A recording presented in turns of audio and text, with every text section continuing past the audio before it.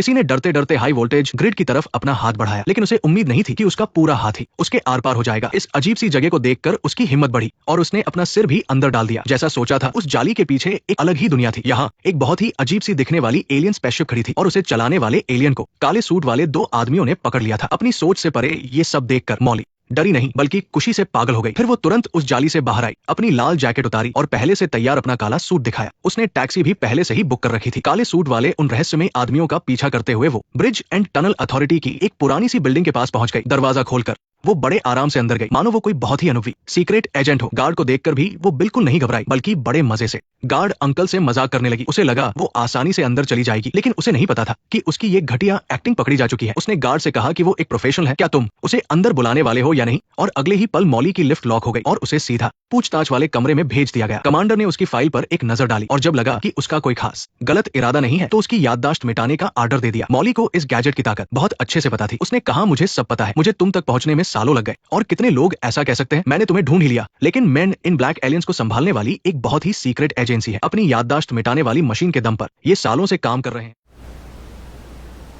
और किसी को खबर तक नहीं हुई। फिर मॉली को कैसे पता चला? इसकी शुरुआत बचपन में तब हुई थी जब अचानक एक प्यारा सा एलियन उसके घर में घुस आया था। उसका पीछा करते हुए सीक्रेट एजेंट्स ने मॉली के माता पिता की याददाश्त मिटा दी थी। उसने ये सब अपनी आंखों से देखा था और वो इसे कभी भूल नहीं पाई। उसे तरस आ गया और उसने उस छोटे एलियन को वहां से भगा दिया। उसी दिन से ब्रह्मांड के रहस्यों को जानने की उसकी चाहत और बढ़ गई और उसने ठान लिया कि वो एक दिन इस सीक्रेट एजेंसी में जरूर शामिल होगी। अपने शानदार ग्रेड्स के दम पर उसने कई सरकारी एजेंसियों में इंटरव्यू दिए, लेकिन उसे इस एजेंसी का कोई सुराग नहीं मिला। हार मानकर उसे मजबूरन स्पेस एजेंसी में जॉब करनी पड़ी। फिर एक दिन आखिरकार उसने एक यूएफओ का सिग्नल पकड़ लिया। यूएफओ के रास्ते को देखकर उसने उसके लैंड होने की सही जगह का पता लगा लिया और इसी वजह से उसे सीक्रेट एजेंसी के हेडक्वार्टर में घुसने का मौका मिला। लेकिन ये सीक्रेट एजेंसी सिर्फ खुद लोगों को इनवाइट करती है, ऐसे किसी को भी अपनी मर्जी से अंदर आने की परमिशन नहीं है, भले ही मॉली कितनी भी टैलेंटेड क्यों न हो। क्या तुम्हें सच में लगता है कि काले कपड़े पहनने से तुम्हारी सारी मुसीबतें दूर हो जाएंगी? नहीं, लेकिन सच कहूं तो ये सूट तुम पर काफी जंच रहा है। बिल्कुल, बात करने का तरीका भी एक कला है। उसके इस मजेदार जवाब ने एजेंट ओ का भी दिल जीत लिया और उन्होंने उसे एक मौका देने का फैसला किया। जब एजेंट ओ ने सच में मॉली का जबरदस्त टैलेंट देखा तो आखिरकार उसे इंटर्न के तौर पर एजेंसी में शामिल कर ही लिया और उसे एक कोड नेम दिया गया। इंटर्नशिप के दौरान उसे एक मिशन के लिए लंदन भेजा गया। अगर उसने अच्छा काम किया तो वो परमानेंट हो जाएगी। इसलिए मॉली बहुत ही एक्साइटेड और नर्वस होकर एजेंसी की स्पेशल एक्सप्रेस ट्रेन में बैठ गई। अब क्योंकि ये सीक्रेट एजेंसी की स्पेशल ट्रेन थी तो जाहिर सी बात है कि इसमें कुछ तो खास होगा ही। वो जैसे ही ट्रेन में बैठी उसने एक बहुत ही हैरान कर देने वाला नजारा देखा, लेकिन वो बहुत जल्दी हर चीज में ढल जाती थी। उसने खुद को संभाला और आराम से बैठ गई। तभी वो ट्रेन किसी ट्रांसफॉर्मर की तरह अपना रूप बदलने लगी। ये स्पेशल ट्रेन एलियन टेक्नोलॉजी से बनी थी जिसकी स्पीड बहुत तेज थी। बस कुछ ही पलों में मॉली हजारों किलोमीटर दूर न्यूयॉर्क से लंदन पहुंच गई। ट्रेन से उतरते ही फोन पर बात कर रहे एक पक्षी जैसे एलियन को देखकर वो डर गई और हेडक्वार्टर के अंदर जाकर तो वहां का नजारा देखकर वो पूरी तरह से दंग रह गई। वहां हर तरह के अनगिनत एलियंस थे। उसने इंसानों के भेष में भी कई एलियंस देखे। क्या तुम इस आदमी को जानते हो? ओ नहीं, ये बिल्कुल सही लग रहा है और ये है लंदन ब्रांच के बॉस, जिन्हें लोग हाई टी बुलाते हैं। बॉस ने मॉली की कहानी सुनी थी और वो उससे काफी इंप्रेस थे। उन्होंने गिफ्ट के तौर पर मॉली को एक पॉकेट वॉच दी। उसी समय मराकेश नाम की एक दूर की जगह पर कुछ अनजान एलियंस ने हमला कर दिया। वहाँ एक लड़का मौके पर ही मारा गया। उसकी मौत बहुत दर्दनाक थी, मानो किसी ने उसके शरीर से सारा मांस निकाल लिया हो और वो मिट्टी में बदल गया हो। फिर वो दोनों एलियंस उस लड़के का रूप लेकर पास ही की एक एलियन दुकान में गए। दुकान का मालिक उनका खौफ बर्दाश्त नहीं कर पाया और उसने एक खुफिया दरवाजा खोल दिया। उसके अंदर छोटे छोटे एलियंस थे। खतरे का अंदाजा लगते ही वो सब अपने हथियारों के साथ तैयार हो गए। वो दोनों सीधा रानी की तरफ बढ़े। रानी को बचाने के लिए उसके बॉडीगार्ड को भी अपने असली रूप में आना पड़ा। जब रानी ने देखा कि हमलावर कोई और नहीं बल्कि उनके ही साथी हैं, तो रानी ने खुद आगे आकर उन्हें मना कर दिया। और ये दोनों खतरनाक एलियंस कोई और नहीं बल्कि जेमिनी ग्रह के जुड़वा एलियंस थे। वो रानी के पास सिर्फ एक खास तरह का जहर लेने आए थे ताकि वो बिना किसी को भनक लगे मर्डर कर सके। लेकिन उनका अगला शिकार कोई और नहीं बल्कि एक दूसरे ग्रह के शाही परिवार का मेंबर वंगस था। वंगस सीक्रेट एजेंसी का एक बहुत ही जरूरी क्लाइंट था, इसलिए छोटी सी हलचल भी एजेंसी का ध्यान खींच सकती थी। इसीलिए उसे बचाने के लिए तुरंत एजेंट एच और मॉली को भेजा गया। एजेंट एच लंदन ब्रांच का एक लेजेंडरी एजेंट है। कई साल पहले उसने बॉस के साथ मिलकर धरती पर हमला करने वाले खतरनाक एलियंस को हराया था। बॉस भी उसकी बहुत इज्जत करते थे। मॉली जैसी नई एजेंट को ट्रेनिंग देने के लिए उससे बेहतर कोई नहीं था। वो दोनों एलियंस के एक सीक्रेट क्लब में गए। क्लब देखकर मॉली की आंखें फटी की फटी रह गई। किसी ने सोचा भी नहीं था कि पुरानी कारों के पीछे एक खुफिया रास्ता भी हो सकता है। वो क्लब जमीन के बहुत नीचे था और वंगस रोज वहां एंजॉय करने आता था। वंगस के पास एक खास ताकत थी। वो सिर्फ छूकर ही पता लगा लेता था कि सामने वाला भरोसे के लायक है या नहीं। लेकिन वंगस की उस ताकत ने उसे बता दिया कि एजेंट एच भरोसे के लायक बिल्कुल नहीं है। और तभी वो जुड़वा एलियंस भी वहां पहुंच गए। वंगस को देखते ही उन्होंने रानी से लिया हुआ जहर का तीर चला दिया। वो तीर भीड़ से बचते हुए सीधे वंगस के शरीर में जाकर लगा। एजेंट एच को लगा कि वंगस ने बहुत ज्यादा पी ली है, इसलिए उसने वंगस को घर भेजने के लिए एक कार बुला ली। लेकिन कार अभी थोड़ी ही दूर गई थी कि उस पर एक जबरदस्त हमला हुआ और ये हमला उन्हीं जुड़वा एलियंस ने किया था। वो दोनों वहाँ से भागे नहीं बल्कि जमीन पर लेटकर हमला करने लगे। उनके पास चीजों का आकार बदलने की डरावनी ताकत थी। अचानक एक जोरदार टक्कर हुई और मॉली ने कार में छुपे हथियारों से अंधाधुंध गोलियां चलानी शुरू कर दी, लेकिन उन जुड़वा एलियंस ने अपनी ताकत का इस्तेमाल करके बड़ी आसानी से सारे हमले रोक लिए। इसके बाद मॉली ने कार के साइड मिरर से एक और भी ज्यादा खतरनाक हथियार निकाला, लेकिन हैरानी की बात थी कि इतना पावरफुल हथियार भी उनका कुछ नहीं बिगाड़ पाया। असल में वो दोनों एनर्जी से बने हुए थे जिन्हें मारना लगभग नामुमकिन था। एजेंट एच ने कार के साइलेंसर से एक बहुत बड़ा हथियार निकाला और फिर एक भारी भरकम मशीन गन से जबरदस्त फायरिंग शुरू कर दी। वो किसी भी तरह उन जुड़वा एलियंस को रोकना चाहता था ताकि मॉली को वंगस को बचाने का वक्त मिल सके, लेकिन उस खतरनाक जहर की वजह से वंगस की हालत बहुत खराब हो चुकी थी। जब वंगस को यकीन हो गया कि मॉली भरोसे के लायक है तो उसने उसे अपना सबसे बड़ा राज दे दिया। ये चमकता हुआ क्रिस्टल ही वो वजह थी जिसके लिए वो जुड़वा एलियंस वंगस के पीछे पड़े थे। मरने से पहले वंगस ने मॉली को बताया कि सीक्रेट एजेंसी के अंदर छुपे हुए गद्दार से बचकर रहना, और फिर वंगस ने दम तोड़ दिया। उसी वक्त एजेंट एच ने एक जबरदस्त रॉकेट लॉन्चर दागा जिससे उन जुड़वा एलियंस की हालत खराब हो गई, और तभी सीक्रेट एजेंसी की बैकअप टीम भी वहां पहुंच गई तो वो एलियंस भी वहां से भाग खड़े हुए। हेडक्वार्टर वापस जाकर उन जुड़वा एलियंस द्वारा छोड़े गए सबूतों की जांच की गई तो पता चला कि उनके अंदर खतरनाक हाइव एलियंस का म्यूटेंट डीएनए मौजूद था। ये डीएनए अगर किसी दूसरे जीव में चला जाए तो वो उसके दिमाग पर कब्जा करके उसे पूरी तरह कंट्रोल कर सकता है। लेकिन मॉली ने किसी को भी उस रहस्यमयी क्रिस्टल के बारे में नहीं बताया, इसलिए किसी को भी ये समझ नहीं आ रहा था कि वो जुड़वा एलियंस वंगस के पीछे क्यों पड़े थे। फिर उन्होंने वंगस के शरीर में मिले जहर की जांच की, क्योंकि एजेंट एच दुनिया भर में घूम चुका था। उसने तुरंत इस जहर को पहचान लिया। ये जहर पूरी दुनिया में सिर्फ एक ही जगह मिलता है और वो है एलियन रानी के पास। लेकिन जब तक वो दोनों वहां पहुंचे तब तक वहां हर तरफ बस लाशें ही लाशें बिछी हुई थी। वहां सिर्फ रानी का एक बॉडीगार्ड बचा था जिसका नाम पॉनी था। शांत हो जाओ, हम यहाँ कोई परेशानी खड़ी नहीं करना चाहते, अपनी जगह से हिलना मत। फिर पॉनी से उन्हें पता चला कि उन जुड़वा एलियंस ने यहाँ क्या तबाही मचाई है, लेकिन रानी के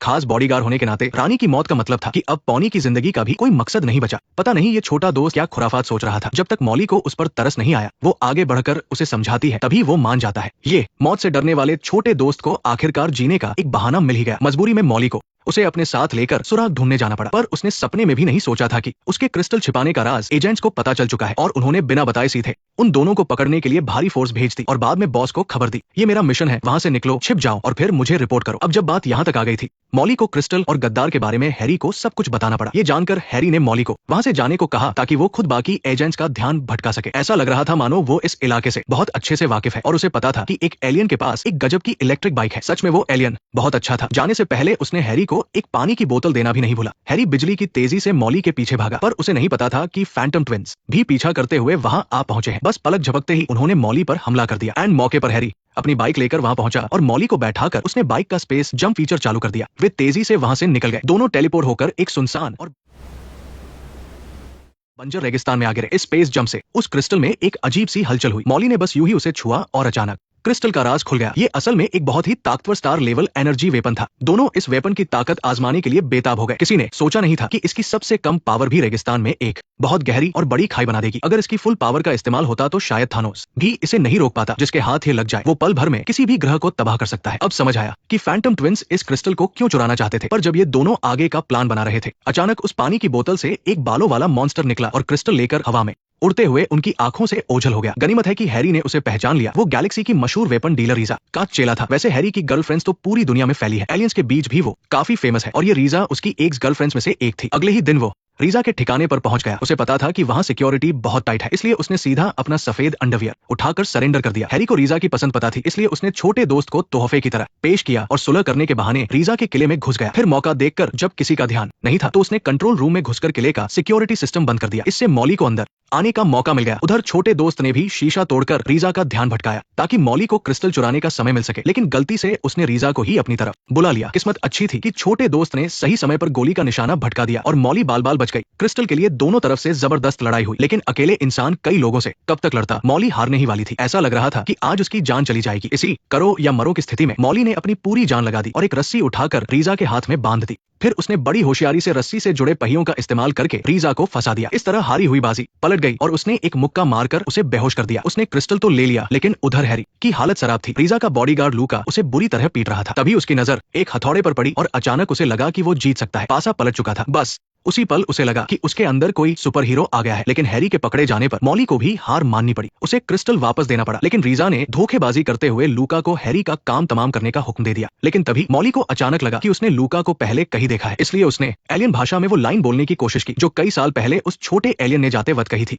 ये सुनकर लूका को भी तुरंत याद आ गया कि मॉली ही वो छोटी बच्ची है जिसने उसकी जान बचाई थी और जाते समय उसने कहा था कि वो भविष्य में मॉली के लिए एक एहसान चुकाएगा। अपनी जान बचाने वाले का कर्ज चुकाने के लिए लूका तुरंत मॉली की तरफ हो गया। हालात एक सेकंड में पलट गए। क्रिस्टल वापस मिलने के बाद दोनों अपना मिशन पूरा करके ऑफिस जाने ही वाले थे, लेकिन तभी जमीन में एक जबरदस्त हलचल हुई और आसपास के पहाड़ पलक झपकते ही धंसने लगे। इतनी तबाही सिर्फ फैंटम ट्विंस ही मचा सकते थे। इस खौफनाक मंजर को देखकर मॉली ने सीधे क्रिस्टल एक्टिवेट कर दिया और कहा कि अगर उसे मजबूर किया गया तो वो अपनी जान देकर भी अपनी दुनिया की रक्षा करेगी। लेकिन फैंटम ट्विंस ने कहा कि वे भी अपनी दुनिया को बचाने के लिए ही मजबूरन ऐसा कर रहे हैं। ऐसा लग रहा था कि अब लड़ाई होकर ही रहेगी, पर किसी ने नहीं सोचा था कि बॉस अपनी टीम के साथ वहां मदद के लिए आ धमकेंगे। उन्होंने अपने पावरफुल इलेक्ट्रोमैग्नेटिक वेपन का इस्तेमाल करके फैंटम ट्विंस को वही खत्म कर दिया। इसके बाद मॉली ने क्रिस्टल उन्हें सौंप दिया और इस तरह ये बड़ा खतरा आखिरकार टल गया। लेकिन जब वे वापस ब्रांच ऑफिस पहुंचे तो उन्हें कुछ गड़बड़ लगने लगी। पहली बात, बॉस को उनकी लोकेशन कैसे पता चली और वो इतनी जल्दी मदद के लिए कैसे पहुंच गए। और दूसरी बात, बॉस ने पहले कहा था कि फैंटम ट्विंस मॉन्स्टर के कंट्रोल में है, तो फिर उन्होंने ऐसा क्यों कहा कि वो अपनी दुनिया को बचाना चाहते हैं। साफ था कि वे क्रिस्टल लेकर उस मॉन्स्टर को खत्म करना चाहते थे जो उनकी दुनिया को तबाह कर रहा था। इसलिए हैरी तुरंत उन दोनों की पुरानी रिपोर्ट चेक करने गया। वहां जाकर उसने देखा कि इससे जुड़ा सारा डेटा पहले ही डिलीट कर दिया गया है और ऐसा करने की परमिशन सिर्फ बॉस के पास थी। इसी बीच मॉली को बॉस की दी हुई जेब घड़ी में एक ट्रैकर मिल गया। अब ये काफी हद तक पक्का हो चुका था कि वो गद्दार कोई और नहीं, बॉस ही थे। और जैसा सोचा था, वो क्रिस्टल भी वहां से गायब हो चुका था। जैसे ही दोनों बॉस से जवाब मांगने निकले, एक एजेंट ने उन्हें घबराते हुए बताया कि बॉस पहले ही बेस से निकल चुके हैं। असल में उसे भी काफी समय से बॉस पर शक था और वो उन पर पूरी नजर रखे हुए था। अब सारी कहानी शीशे की तरह साफ हो चुकी थी। हैरी और मॉली तुरंत कार लेकर एफिल टावर की तरफ निकल पड़े, जहां सालों पहले मॉन्स्टर ने धरती पर हमला किया था। और सच में वो पुराना पोर्टल फिर से खुल चुका था। दोनों लिफ्ट लेकर टावर के ऊपर जाने लगे, ये सोचकर कि अब उनका सामना उस मॉन्स्टर से होने वाला है। मॉली ने हैरी से उसकी कमजोरी पूछी। आखिरकार सालों पहले उसने और बॉस ने ही उसे हराया था। हैरी ने बहुत ही कॉन्फिडेंस के साथ मॉन्स्टर को हराने की कहानी सुनानी शुरू की, लेकिन बताते बताते अचानक वो आगे की कहानी बिल्कुल भूल गया। ऐसा लग रहा था कि सालों पहले जब वो दोनों मॉन्स्टर से लड़ रहे थे, तभी बॉस को मॉन्स्टर ने अपने कंट्रोल में ले लिया था और बॉस के जरिए हैरी की याददाश्त मिटा दी थी। उसके बाद से वो चुपचाप MIB में ही एक जासूस बनकर काम कर रहा था। दुनिया के सामने ये झूठी कहानी गढ़ी गई कि मॉन्स्टर को हरा दिया गया है। इसीलिए वेंजर्स को हमेशा से लगता था कि हैरी के अंदर कोई कमी है और उस पर भरोसा नहीं किया जा सकता। और जैसे ही बॉस अपने असली रूप में आए, उन दोनों का शक 100% सही साबित हो गया। बॉस अब पूरी तरह से